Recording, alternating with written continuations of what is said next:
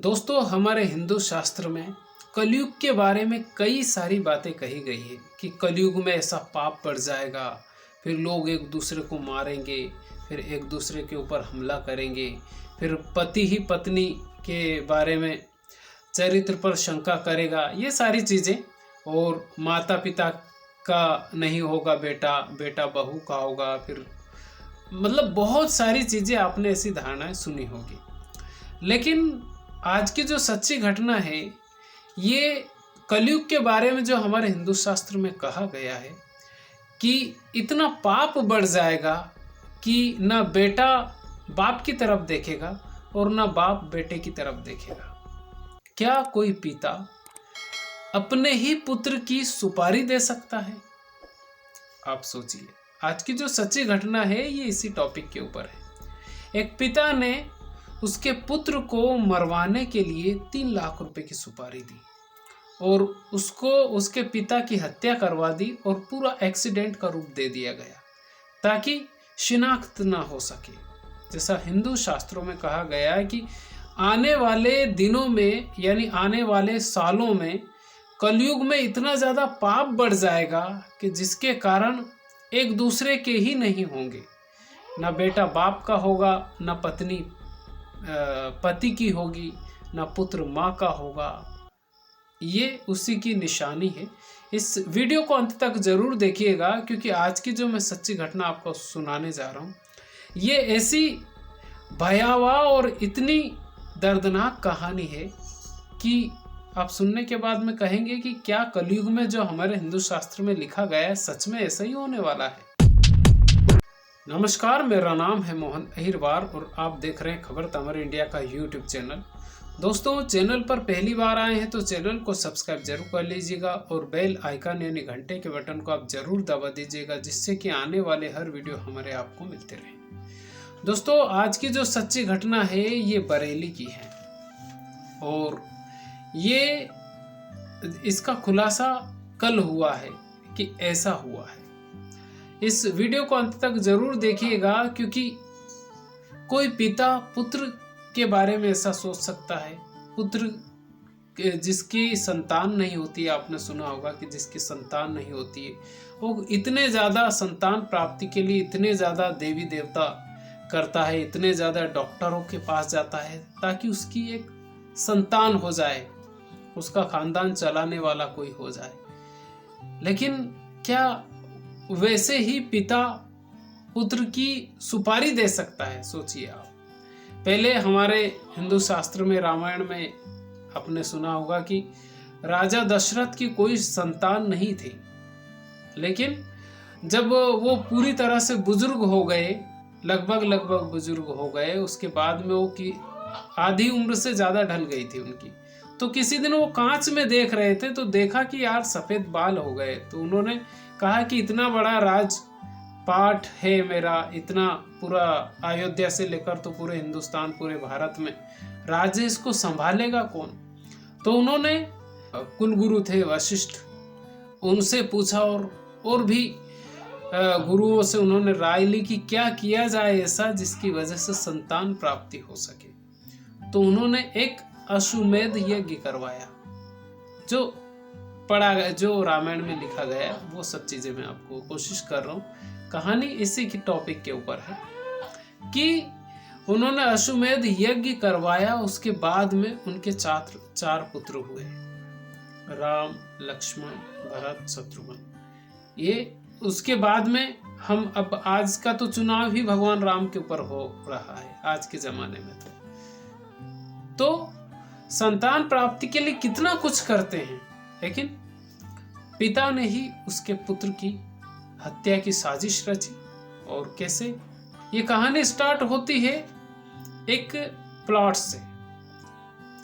एक 40 लाख रुपए का एक प्लॉट था बरेली में, अशरफी लाल के पास।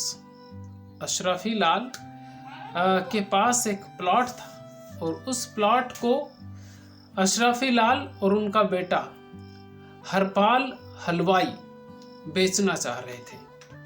दोनों पिता और पुत्र दोनों उस 40 लाख के प्लॉट को बेचना चाह रहे थे, लेकिन दोनों को ही शंका थी कि कहीं पिता पुत्र की हत्या न करवा दे और कहीं पुत्र पिता की हत्या न करवा दे। तो इस 40 लाख के प्लॉट के लिए एक साजिश रची गई और साजिश ऐसी रची गई कि 30 जुलाई 2023 को एक पूरी तरह से ईंट से कुचली हुई एक लाश मिलती है पुलिस को। बरेली के गांव के एक गांव के पास एक रोड पे पड़ी हुई थी और उस लाश को पहली बार जब पुलिस ने देखा तो पता चला कि यार एक्सीडेंट हुआ है। वैसे वो कुचली गई थी, लेकिन ऐसा हुआ कि उसको ऐसा रूप दे दिया गया, उसकी गाड़ी को पूरा तोड़ दिया गया। हरपाल हलवाई की जो गाड़ी थी उसको पूरी तरह से क्षत विक्षत कर दिया, ताकि ऐसा लगा कि ये किसी ने मारा नहीं, किसी ने हत्या नहीं की है, बल्कि ये एक्सीडेंट हुआ है। फिर पोस्टमार्टम के लिए पुलिस ले गई और पोस्टमार्टम किया गया उस लाश का, और पोस्टमार्टम करने के बाद में उसका दाह संस्कार कर दिया गया। बात आई गई आनन फानन में सारी चीजें हो गई, लेकिन जो हरपाल हलवाई की बीवी थी उसने कुछ दिनों के बाद, यानी उसकी जब डेथ हुई उसके 3-4 दिनों के बाद में एक उसने पुलिस में कंप्लेन करवाई, यानी FIR दर्ज करवाई, और उसने ये लिखवाया उसमें कि उसके पति की एक्सीडेंट में मौत नहीं हुई है बल्कि हत्या की गई है। और हत्या उसको भी एक शंका के आधार पर उसने कहा कि जिस वक्त उसके पति से उसकी बातचीत हुई तो उसके पति ने कहा कि भानु नाम का एक शख्स उसके पति के साथ है, और उसके पति ने कहा कि शाम तक वो घर पे आ जाएगा। उसके बाद में दोबारा उसने कॉल किया तो फिर उसने कहा कि भानु उसके साथ में है और वो शाम तक घर पे आ जाएगा। जब तीसरी बार उसकी बीवी ने कॉल किया तो कॉल नहीं लगा। उसके बाद में सुबह खबर आई कि उसका एक्सीडेंट हो गया। अब जब पूरी ये जो FIR दर्ज हुई, हरपाल हलवाई की बीवी ने जब ये FIR दर्ज करवाई और उसकी फिर जांच में पुलिस लगी, तो पूरी उनके मुखबिरों से और उसकी हरपाल हलवाई की बीवी ने सारी चीज़ें बताई कि एक लड़ाई झगड़ा हो रहा था पिता पुत्र के बारे में, और 40 लाख का प्लाट था उसके बारे में। दोनों लड़ रहे थे, झगड़ रहे थे और दोनों बेचना चाह रहे थे, लेकिन हत्या की शंका दोनों को थी कि कहीं पिता हत्या न करवा दे या पुत्र हत्या न करवा दे। जब उसके पिता से पहली बार बातचीत हुई तो उसके पिता ने पहली बार तो मना किया कि साहब क्या पुत्र की ही कोई हत्या करवा सकता है। इस टाइप से कई बार उसने बहाने बनाए, लेकिन क्योंकि आप सोचिए 30 जुलाई 2023 को हत्या हुई थी उसकी, और खुलासा हुआ अभी 2 दिन पहले ही, और ये जो न्यूज़ आई है अभी 16 अगस्त को ही आई है। तो उसका जो पिता था जिसका नाम अशरफी लाल है, उसने कहा कि ऐसा तो नहीं हो सकता, लेकिन पुलिस ने जब पूरी जांच की तो कुछ सबूत उसके सामने रखे। उसने कहा कि फिर भी उसने मना किया, लेकिन कुछ तथ्य ऐसे सामने आए जिसकी वजह से अशरफी लाल टूट गया, और उसने फिर एक कहानी सुनाई।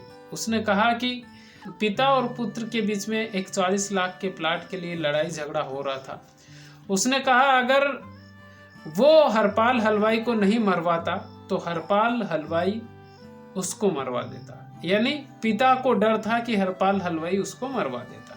लेकिन उसने प्लान रचा और 4 लोगों को उसने 3 लाख रुपए की सुपारी दी और कहा कि हरपाल हलवाई का काम तमाम होना चाहिए।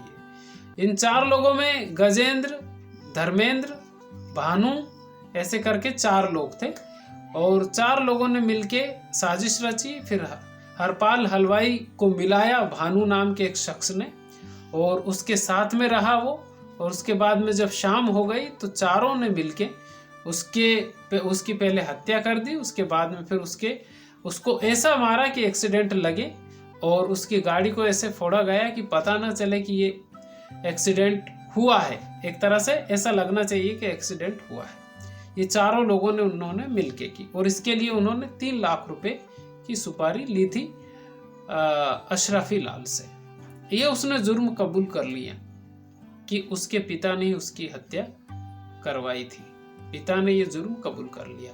अभी अशरफी लाल को तो गिरफ्तार कर लिया है और जेल भी भेज दिया पुलिस ने, लेकिन जिन 4 लोगों ने हरपाल हलवाई की हत्या की, वो चारों लोग अभी फरार चल रहे हैं, अभी तक गिरफ्तार नहीं हो पाए हैं।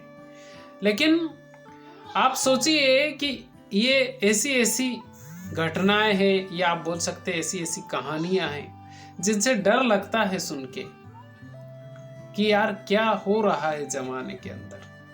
एक 40 लाख रुपए के प्लाट के लिए पिता ने ही पुत्र की हत्या करवा दी। सोचिए आप, क्या ऐसा हो सकता है? लेकिन हुआ है।